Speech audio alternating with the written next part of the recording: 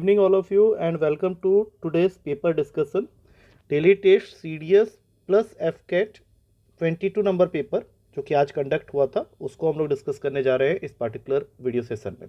तो let's start. आज के पेपर का जो सबसे पहला क्वेश्चन था वो ये था, √2 + 1 का होल स्क्वायर होल अपॉन में है 3 - √2 और इसको इक्वेट किया गया है a + b √2 से, और हमें क्वेश्चन में फाइंड करना है a + b की वैल्यू। आई थिंक सीधा इसमें ओपन कर दो ऊपर वाले ब्रैकेट को, तो √2 का स्क्वायर दैट इज 2 + 1 + 2 √2 और नीचे में है 3 - √2, साथ में a + b √2 के इक्वल है। तो ऊपर रह गया 3 + 2 √2 और नीचे रह गया 3 - √2। अब इसको रैशनलाइज कर देते हैं by multiplying the denominator with its rationalising factor. तो उससे ऊपर आ गया 9 + 3 √2 + 6 √2 एंड देन +4, और नीचे 9 - 2 7, बिकॉज यहाँ पे a - b into a + b a² - b² की हेल्प से वो बन जाएगा 7। तो अब तुम्हारे पास में जो टोटल वैल्यू आई है that is 13 + 9 √2 whole divided by 7 is equals to a + b √2। तो यहाँ से क्लियरली विजिबल है कि अगर हम लोग लाइक टर्म्स को इक्वेट करें तो a की वैल्यू जो है वो 13/7 के इक्वल है और b की जो वैल्यू है वो 9/7 के इक्वल है। तो 13/7 और 9/7 का सम मतलब a + b फाइंड करना है, जो कि आंसर देगा मुझे 22/7। अब चलते हैं नेक्स्ट क्वेश्चन की तरफ। नेक्स्ट क्वेश्चन हम लोग को क्या कह रहा है, लेट्स सी। नेक्स्ट क्वेश्चन में हम लोग को दिया हुआ है x की वैल्यू है a⁴m और y की वैल्यू है a⁴n, और एक इक्वेशन है जिसके according x⁴n into y⁴m is equated to a⁴2/o, और हमें क्वेश्चन में MNO का प्रोडक्ट फाइंड करना है। तो देखो x की वैल्यू अगर a⁴m है तो उसको यहाँ पुट करने पे ये बन जाएगा a⁴m whole raise to the power of n, और y की वैल्यू अगर a⁴n है तो इसको यहाँ पुट करने पे ये बन जाएगा a⁴n whole raise to the power of m, and it is equals to a⁴2/o। तो यहाँ से आया a⁴mn और यहाँ से भी आया a⁴mn and that is equals to a⁴2/o। तो दोनों के बेसिस सेम है, बीच में मल्टीप्लिकेशन है तो दोनों के पावर ऐड हो जाएंगे और ये बन जाएगा लेफ्ट हैंड साइड में a⁴2mn और राइट हैंड साइड में a⁴2/o। अब इन दोनों को कट किया और हमने इक्वेट कर दिया 2mn is equals to 2/o। 2 से 2 कैंसिल, क्रॉस मल्टीप्लाई करेंगे, MNO की वैल्यू आ गई 1, जो कि ए ऑप्शन में अवेलेबल है। उसके बाद आते हैं तीसरे क्वेश्चन में। तीसरा क्वेश्चन हमें कह रहा है कि find the least 4 digit number which when divided by 5, 6 and 7 gives the reminder of 3 in each case. इसके बारे में मैंने क्लास में बताया था कि ऐसे क्वेश्चन में सबसे पहले तो जो गिवन नंबर्स हैं उनका एलसीएम निकाला जाता है, और उस एलसीएम को हम लोग डिनोट करने वाले हैं एल से। तो यहाँ पे ये तीनों तो कोप्राइम नंबर हैं, तो इसका जो एलसीएम होगा ये इनका प्रोडक्ट हो जाएगा।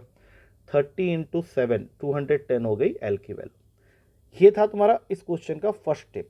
सेकेंड स्टेप में हमें इस एल को, मतलब जो तुम्हारा एलसीएम आया है, उसको डिवाइड करना होता है 4 डिजिट के लीस्ट नंबर से, जो कि होता है 1000। तो देख लेट्स सी कि क्या आता है। ये 4 के टेबल में जाएगा, 840 बचेगा और रिमाइंडर आ गया 160।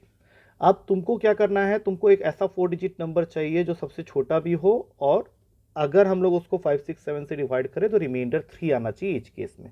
तो इस केस में जो तुम्हारा रिक्वायर्ड नंबर होगा उसको फाइंड आउट करने के लिए अब जो लास्ट स्टेप है उसमें तुम्हें अपना 4 डिजिट का नंबर लिखना है, उसमें ऐड करना है तुम्हारा जो भी एलसीएम था दैट इज़ 210। उसके बाद उसमें से सब्ट्रैक्ट करोगे जो तुम्हारा यहाँ पे रिमाइंडर आया हुआ है, और जो क्वेश्चन में वो रिमाइंडर यहाँ छोड़ने बोल रहा है वो इसमें ऐड हो जाएगा। तो टोटल वैल्यू जब तुम इसको सॉल्व करके देखोगे तो इट विल गिव यू 1053, जो कि पहले ऑप्शन में अवेलेबल है। अब चलते हैं अगले क्वेश्चन की तरफ। एलसीएम निकालना है, तुम्हारे पास में 2 पॉलिनोमियल है, मैं इनकी नेमिंग कर देता हूँ। पहला पॉलिनोमियल है px and that is x + 3 whole multiplied with 6x² + 5x - 4, और दूसरा पॉलिनोमियल है qx, वो तुमको दिया हुआ है 2x² + 7x + 3 whole multiplied with x + 3। LCM निकालने के लिए पहले हमें इसको फैक्टराइज करना पड़ेगा, जिसमें से पहला तो ऑलरेडी फैक्टराइज्ड फॉर्म में ही है x + 3।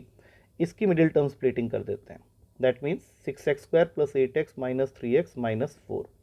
तो अगले स्टेप में अब फर्स्ट 2 टर्म्स में से we can take common 2x, तो अंदर बचेगा 3x प्लस 4, और अगले दो टर्म्स में से, लास्ट टू टर्म्स में से -1 कॉमन ले लो तो 3x प्लस 4 ही बचेगा। तो इन टोटल इसकी स्प्लिटिंग में हमें जो तीन फैक्टर्स मिल रहे हैं उसमें पहला तो x प्लस 3 है, दूसरा है 2x माइनस 1 और तीसरा है 3x प्लस 4। अब ये तुम्हारा finally factorised form of px। अब इसी तरह से qx को तोड़ते हैं, जिसमें से x प्लस 3 तो पहले ही बैठा हुआ है, इसकी मिडिल टर्म स्प्लिटिंग करते हैं 6x प्लस 1x प्लस 3। अब पहले दो में से 2x कॉमन ले लो तो अंदर बचा x प्लस 3, अगले दो में से 1 कॉमन ले लो, एक बार और x प्लस 3, और ध्यान रखना एक x प्लस 3 पहले से ही है। तो टोटल आ गया अपने पास 2x प्लस 1 x प्लस 3 का होल स्क्वायर। तो जब एलसीएम लेते हैं तो हम लोग क्या करते हैं, कॉमन फैक्टर्स को पहले लिखते हैं और जो बचता है उसको भी लिखते हैं। तो सबसे पहले x प्लस 3 आ गया, उसके बाद तुम्हारा 2x माइनस 1 भी है, फिर उसके साथ 2x प्लस 1 भी है, फिर 3x प्लस 4 भी है, और एक x प्लस 3 और छूट गया, उसको यहाँ चिपका दो। और फिर सोचो कि इन दोनों को अगर हम लोग देखें ध्यान से तो यहाँ पे a minus b into a plus b की आइडेंटिटी बन रही है। तो टोटल आंसर हो गया x प्लस 3 का होल स्क्वायर, जो कि यहाँ है। इन दोनों को ए स्क्वायर माइनस बी स्क्वायर से बांधेंगे तो 4x स्क्वायर माइनस 1 आ जाएगा, और 3x प्लस 4 यहाँ पे बैठा हुआ है। तो पहला ऑप्शन बिल्कुल सही आंसर है। अब चलते हैं अगले क्वेश्चन में। अगले क्वेश्चन में दिया हुआ है a upon 1 minus a plus b upon 1 minus b plus c upon 1 minus c की वैल्यू है 1, और तुम्हें इस एक्सप्रेशन की वैल्यू को फाइंड करना है, जो कि है 1 upon 1 minus a plus 1 upon 1 minus b plus 1 upon 1 minus c. तो ऐसे क्वेश्चन में ट्रिक लगा लो वैल्यू पुटिंग का, कि तीन वैल्यूज का सम अगर 1 दिया हुआ है तो वो क्या हो सकते हैं, 1/3 ईच। तो मैं यहाँ पे इंडिविजुअल टर्म्स को इक्वेट कर रहा हूँ 1/3 के साथ, और यहाँ से हम लोग ए बी सी की वैल्यू निकाल लेंगे बाय क्रॉस मल्टीप्लिकेशन। तो पहले वाले से ए की वैल्यू आ गई है 1/4, जो कि बी और सी के लिए भी सेम वैल्यू देगा, तुम देख सकते हो, क्योंकि तीनों ही बिल्कुल एक जैसे टर्म है। तो क्रॉस मल्टीप्लाई तीनों में ही करेंगे, लेकिन फाइनल रिजल्ट जो आएगा तीनों के ही केस में वो 1/4 का आएगा। अब इस 1/4 को उठा के यहाँ पुट करते हैं। तो इसमें पुट करोगे तो 1 अपॉन 1 माइनस 1/4, जिसमें से ऊपर 4 हो जाएगा, नीचे 3, दूसरे वाले में भी 4/3, तीसरे वाले में भी 4/3, मतलब टोटल आ गया 12/3। काटने पे ये 4 बन जाएगा। D option is the correct answer. अब चलते हैं अगले क्वेश्चन में। अगला क्वेश्चन हमारा थोड़ा सा मिसप्रिंटेड क्वेश्चन था, इसकी कुछ वैल्यूज गलत बैठ गई हैं। एक्चुअली 12 और 20 तो सही है, बट ये दोनों वैल्यूज गलत हैं।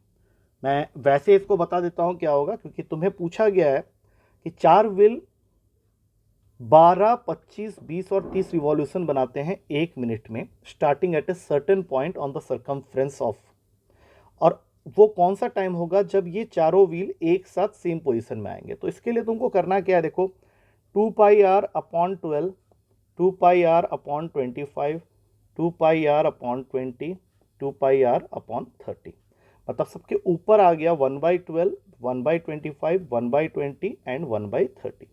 तुमको इन वैल्यूज़ का एलसीएम निकालना, और कल ही मैंने बताया था कि फ्रैक्शनल वैल्यू का एलसीएम निकालने का मतलब होता है एलसीएम ऑफ न्यूमरेटर्स, जो कि 1 ही है, और नीचे हो जाएगा एचसीएफ ऑफ 12, 25, 20 एंड 30।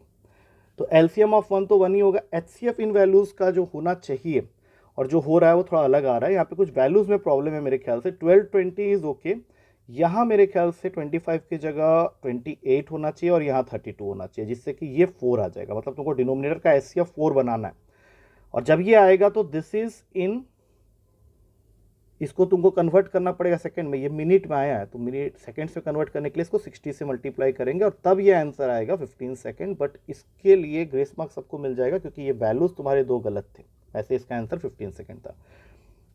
अगला क्वेश्चन है a प्लस 1/b की वैल्यू दे रखी है 1, और b प्लस 1/c की वैल्यू दे रखी है 1, और तुमको क्वेश्चन में फाइंड करने के लिए बोला गया है c प्लस 1/a की वैल्यू। तो a की वैल्यू तो हम लोग यहाँ से निकाल लेंगे, जो कि आ रहा है 1 minus 1/b, that means a हो गया तुम्हारा b माइनस 1/b, और 1/a की वैल्यू हो जाएगी b/b माइनस 1। उसी तरह से दूसरे इक्वेशन से c की वैल्यू निकालने के लिए यहाँ से c हो जाएगा 1/1 माइनस b, और यहाँ रख देंगे तो ये हो गया 1/1 माइनस b। अब तुमको ये देखना है कि दोनों का डिनोमिनेटर सेम करने के लिए मुझे यहाँ एक माइनस का साइन कॉमन लेना पड़ेगा। तो इससे तुम्हारा न्यूमरेटर और डिनोमिनेटर अगर तुम ध्यान से देखो तो सेम हो गया है, तो दोनों ही कैंसिल होकर आंसर बना देगा 1, जो कि है सी ऑप्शन में। अब चलते हैं 8th क्वेश्चन में, जहाँ पे तुमको ये रिलेशन दिया है x upon b square minus c square is equals to y upon c square minus a square is equals to z upon a square minus b square. तो इन सबको इक्वेट कर दो के साथ। तो एक्स की वैल्यू हो गई k times of b square minus c square, y की वैल्यू हो गई k times of c square minus a square, और जेड की वैल्यू हो गई k times of a square minus b square. ये वैल्यूज आ गई तुम्हारी एक्स वाई जेड की। और जो तुम्हें फाइंड करना है क्वेश्चन में, उसमें सबसे पहला टर्म है एक्स अपॉन बी प्लस सी, दूसरा है वाई अपॉन सी प्लस ए, और तीसरा है जेड अपॉन ए प्लस बी।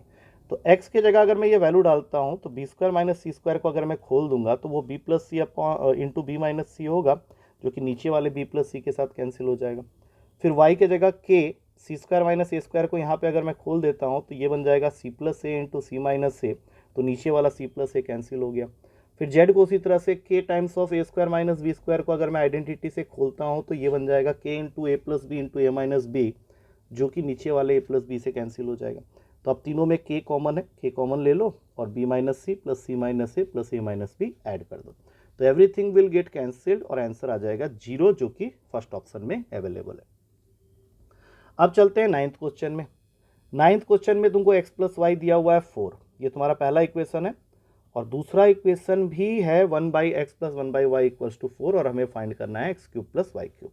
तो सबसे पहले तो इस दूसरे इक्वेशन को सिंप्लीफाई करके यहाँ से एलसीएम लेते हैं, और एक्स प्लस वाई की वैल्यू में 4 दिए, यहाँ डालते ही एक्स वाई की वैल्यू आ गई 1। तो अब हमारे पास में दो चीज़ें प्रोमिनेंटली हैं, एक एक्स प्लस वाई की वैल्यू और एक एक्स वाई की वैल्यू।